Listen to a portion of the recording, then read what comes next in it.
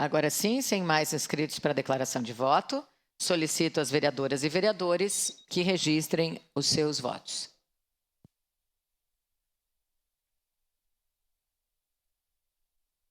Eu voto sim, senhora presidente. Voto sim, senhora presidente.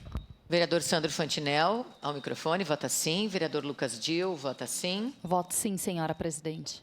Vereadora Tatiane Frisso, também vota sim.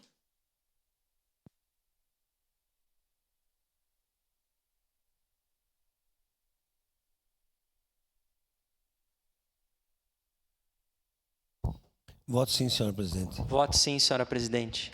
Vereador Zé D'Ambros, vota sim. Vereador Fiuza, vota sim.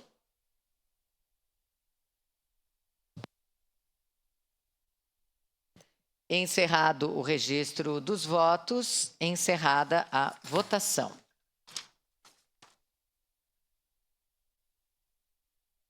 O projeto de lei número 188/2024 foi aprovado por unanimidade das vereadoras e vereadores, com ausência do vereador Clóvis Xuxa.